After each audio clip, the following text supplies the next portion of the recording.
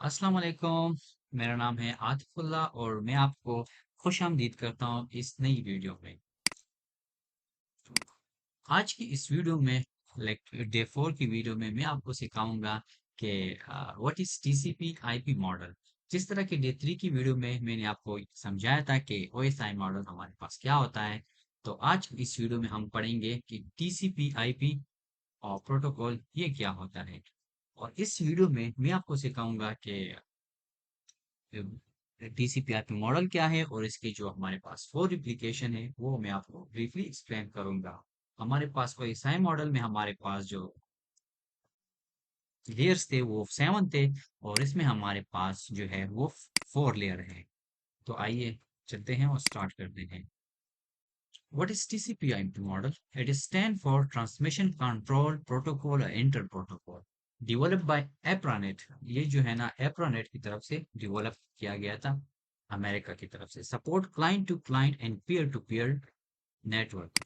Support client to client का मतलब यही होता है कि हमारे पास एक सेंट्रलाइज एक सेंटर में एक सर्वर होता है और इसके साथ जो है ना सारे सिस्टम क्लाइंट जो है ना कनेक्ट होता है और वो क्लाइंट जो है ना सर्वर को रिक्वेस्ट भेजता है और उसको रिक्वेस्ट भेजने के बाद हमारे पास जो है ना सर्वर से उसको रिप्लाई आता है। तो इसको कहते हैं क्लाइंट टू क्लाइंट नेटवर्क। और पीयर टू पीयर नेटवर्क कैसे कहते हैं?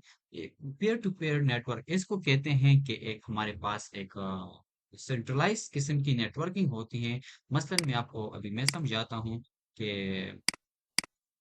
ये हमारे पास एक ये हमारे पास लेन है। ये हमारे पास एक कम्युनिकेशन डिवाइस है और इसके साथ हमारे कंप्यूटर्स कनेक्टेड हैं एक दूसरे के साथ। तो इसको हम कहते हैं पीयर टू पीयर नेटवर्क। तो ये जब कम्युनिकेशन करता है तो इसको हम कहते हैं पी टू पी कम्युनिकेशन। तो ये हमारे पास पीयर टू पीयर हो गया। और ये क्लाइंट टू क्लाइंट इसको कहते हैं कि हमारे पास एक ये मसलन हॉस्पिटल है और इधर हमारे पास सर्वर पड़ा हुआ है। सर्वर ये हमारे पास सर्वर कंप्यूटर, इधर क्लाइंट्स है कुछ म, और ये इस सर्वर को जो है ना क्लाइंट जब रिक्वेस्ट भेजता है तो ये क्लाइंट सर्वर चेक करता है अपने साथ डेटा और तो फिर ये हमें क्लाइंट की तरफ से फिर रिप्लाई जाती है। तो इसको हम कहते हैं क्लाइंट टू क्लाइंट। फिर हमारे पास आ जाते हैं यहाँ 4 लेयर्स। जिस तरह ओएसआई मॉडल में हमारे पास 7 लेयर थे और अभी जो है मैं ना टीसीपी में हमारे पास 4 लेयर्स है। बेसिकली टीसीपी का मतलब यही होता है कि जिस तरह इसका फॉर एग्जांपल रियल एग्जांपल अगर इसका एग्जांपल मैं दे दूं, अक्सर हम गाड़ी में सफर करते हैं, चले जाते हैं, बैठ जाते हैं, लेकिन हमें वो जो हमारे एग्जैक्ट लोकेशन उधर हम पहुंच जाते हैं, लेकिन हमें ये पता नहीं होता है कि ये गाड़ी किस तरह चलती है, इसमें गियर कितने हैं, ये एसी किस तरह चलता है, क्लच किस तरह होता है, गियर किस तरह बदलता है।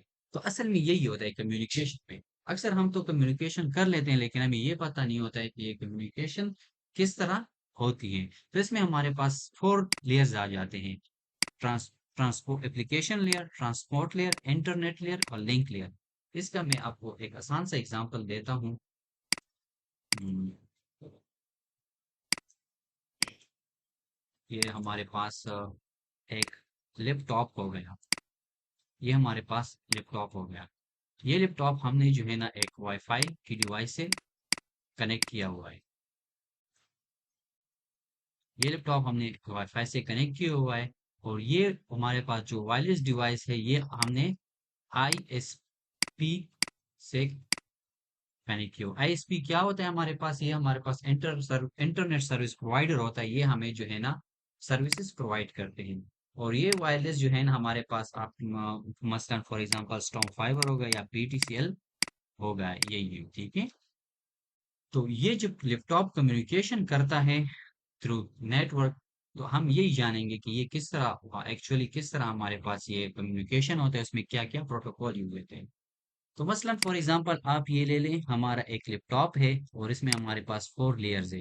इधर मैं 4 लेयर्स बनाता हूँ। ये हमारे पास एप्लीकेशन हो गया, ये हमारे पास ट्रांसपोर्ट हो गया, ये हमारे पास इंटरनेट हो गया, ये हमारे पास लिंक हो गया। तो जब ये लैपटॉप जब इंटरनेट से के साथ कनेक्ट होता है और ये मोडेम हमारे पास आईएसपी की तरफ से जो है ना ये हमें सर्विस देता है, तो ये आईएसपी जो है ना ये सर्विस प्रोवाइड करते हैं और फिर मोडेम फिर हमें नेट देता है। जब मोडेम के साथ हम कनेक्ट हो जाते हैं तो ऑटोमेटिकली हमारे पीसी को जो है ना एक आईपी एड्रेस असाइन होता है। आईपी एड्रेस, जो ये आईपी एड्रेस असाइन होता है ये हमारे पास इंटरनेट लेयर में आ जाता है। इंटरनेट लेयर लेयर 3 में हमारे पास आ जाता है। और हमारे पास हर मशीन का हमारे पास मैक एड्रेस होता है। मैक एड्रेस, जिस तरह हमारे ID card national ID card होता है, जो आईडी कार्ड नंबर होता है वो हमारा मैक एड्रेस होता है। तो कंप्यूटर टर्मिनोलॉजी में हम इसको मैक एड्रेस कहते हैं। हर डिवाइस पे, अगर आपके साथ मोबाइल हो, अगर आपके साथ लैपटॉप हो, अगर आपके साथ एक अदर डिवाइस हो, वो हर किसी का अपना एक मैक एड्रेस होता है। वो बिल्कुल चेंज नहीं होता है, वो यूनिक होता है। तो इस लिंक लेयर में हमारे पास आपको इंटरनेट की तरफ से आपको एक मैक एड्रेस असाइन होता है, वो काम होता है लेयर 4 का।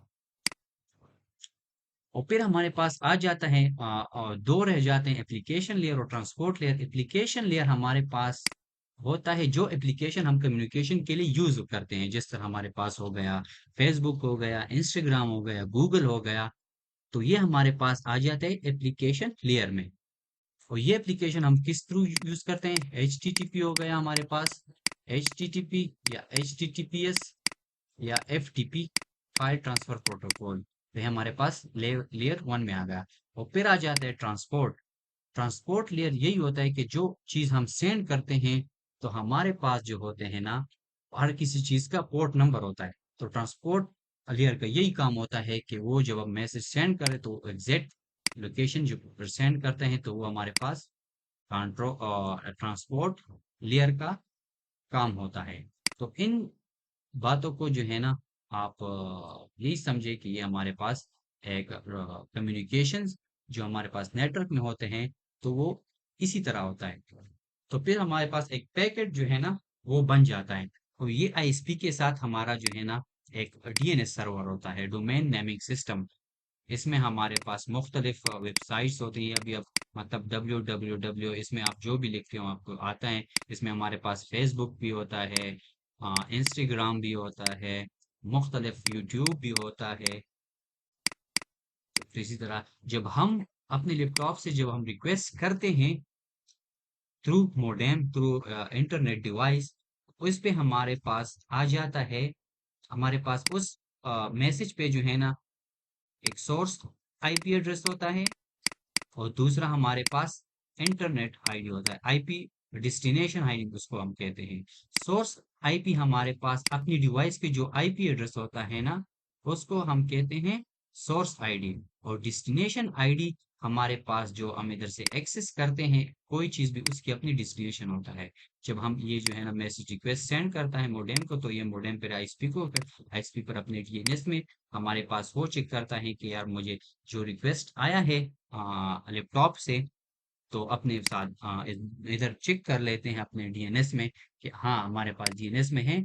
तो फिर वो पैकेट उस पे तो सोर्स आईडी भी होता है, तो फिर उसी ही सोर्स आईडी की बुनियाद पे हमारे पास वो मैसेज शो होता है।